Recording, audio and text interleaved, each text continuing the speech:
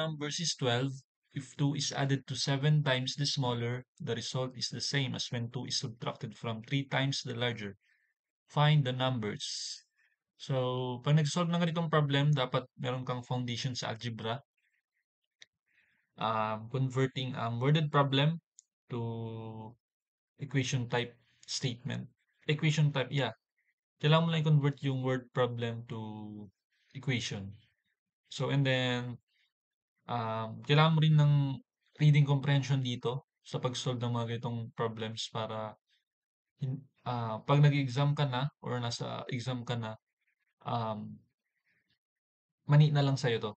Hindi ka na mag-iisip ng kung ano, like, kunwari, like this, the difference, dapat alam natin na difference is subtraction. Yung mga ganong maliliit na details. So, it can add up. It can add up. Okay, so, let's try to solve. So, first statement, sinabi, the difference between two numbers is 12. So, may two numbers tayo and their difference is 12. So let's say na ang two numbers natin is x and y. Okay, si x is the x and y. Okay, so x and y. Let's say x is the bigger number. X is our bigger number and y is our smaller. Kasi sinabing difference. Kasi walang difference kung equal sila. So, ibig sabihin, may mas malaki sa kanila. Okay? So, sa unang statement, sinabi x minus y. Sabi daw kasi, their difference is 12. Okay? So, ganyan. So, this is our equation 1. Equation 1. Okay. Sabi sunod, if 2 is added to 7 times the smaller, okay, sa una, medyo mahihirapan talaga kayong mag-intindi ng ganito. Pero once na masanay na kayong magpara-solve ng maraming problem na ganito, mamaniin nyo na lang to, promise. Okay. Isa-isa natin. If 2, so ibig sabihin may 2 ka na dinagdag daw is added to 7 times. Ibig sabihin, ano yung 7 times? Nung smaller. Ano yung smaller? Y. So, this smaller is y. So, ibig sabihin, nagdagdag daw ng 2 dun sa 7 times nung y. Okay? So, 7y plus 2. Yan yung sinabi dun sa problem. May kadugsong siya. Okay? The result is the same. Ibig sabihin ng the same, equal yan. Equal. Okay? Equal yan. Saan daw? As when 2 is subtracted from 3 times the larger. Ano yung larger natin? Ito yung larger natin.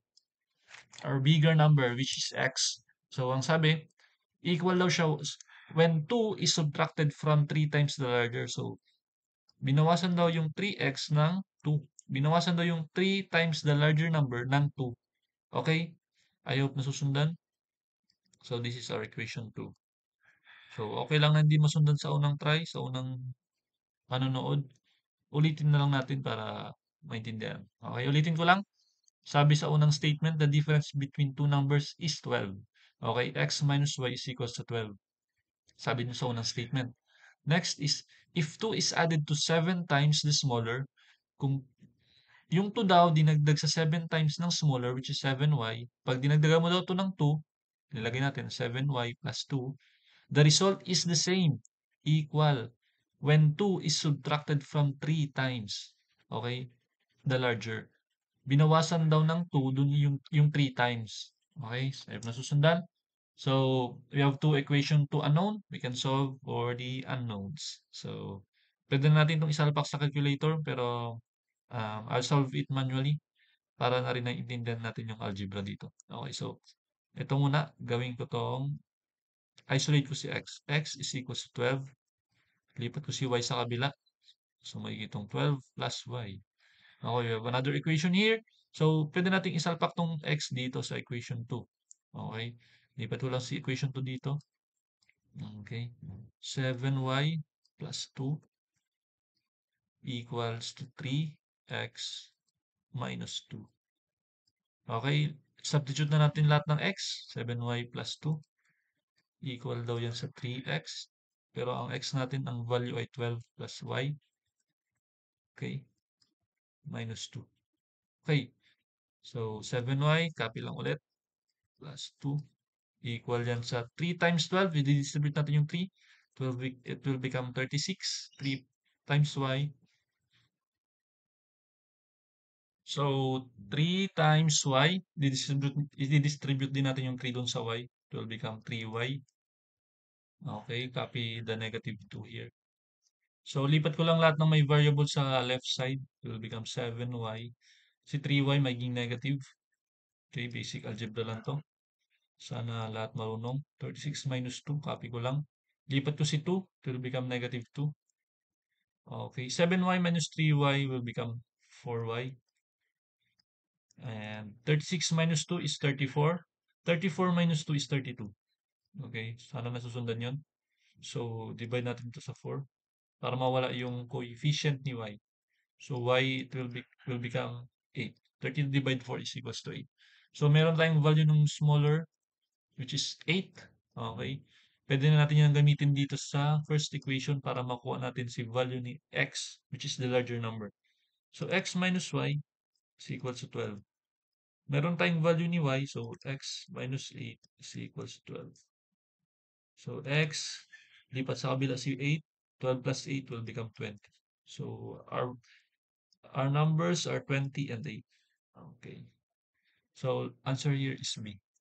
So, kung isasalpak naman siya sa calculator, ganito siya guys. Okay, wait lang. Okay, may dalawang approach sa calculator guys. To equation to unknown, we can use mode 5,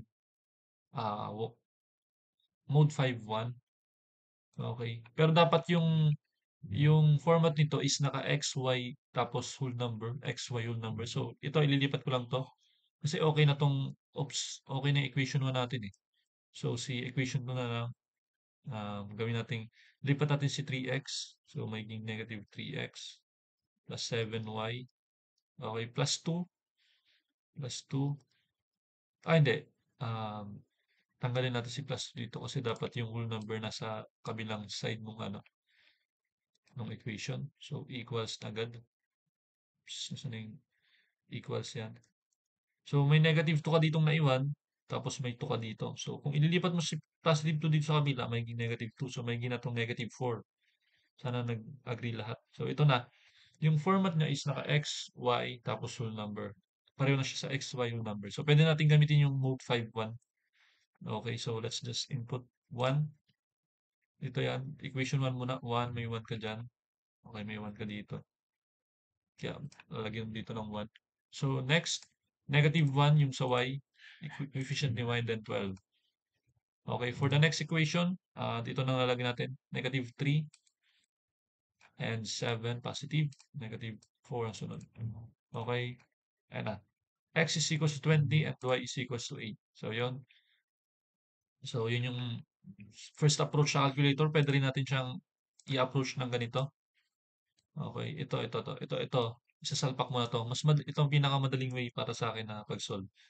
Itong part na to, kasi naka one equation na lang siya, and one unknown, pwede mo na siyang i-shift solve agad. So, 7x plus 2, so equals to 3 times 12 plus x, okay, minus 2. So, dapat hindi ka magkakamali sa pag-input kasi pwede ka magkamali sa sagot.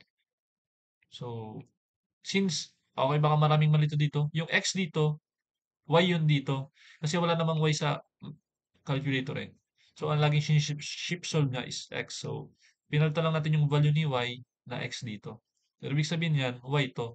Itong 8 na to, y ang nakuha mo dito. So, y is equals to 8. And then, isalpak mo lang to dito. So, will become x minus 8 equals to 12. So, x minus 8, ito yan, equals to 12. Okay. So, yun. 20. 20 yung x. Okay. I hope nasundan yun. So, ganon. Meron tatlong way doon. Pili na lang kayo. Pero ang mas mabilis yung ito. Kukunin mo muna tong equation na to. And then, try to shift solve na lang. Tapos, dapat hindi malito dun sa alpha x. Kasi maraming nalilito dun eh. So, pag mga hindi pa sanay, nakakalito talaga yon. So, advice ko magpara-solve lang ng maraming problem na ganito para matuto, masanay. Magiging muscle memory na lang yung mga ganitong problem. Mamani na lang. So, kung hindi nasundan ng first try, so you can just watch it again. Free naman yon. So, i-upload natin to. So, ayun. Um, if you have questions, just comment down below. And kung may natutunan ka, I hope you like and subscribe. So, thank you. Okay, peace.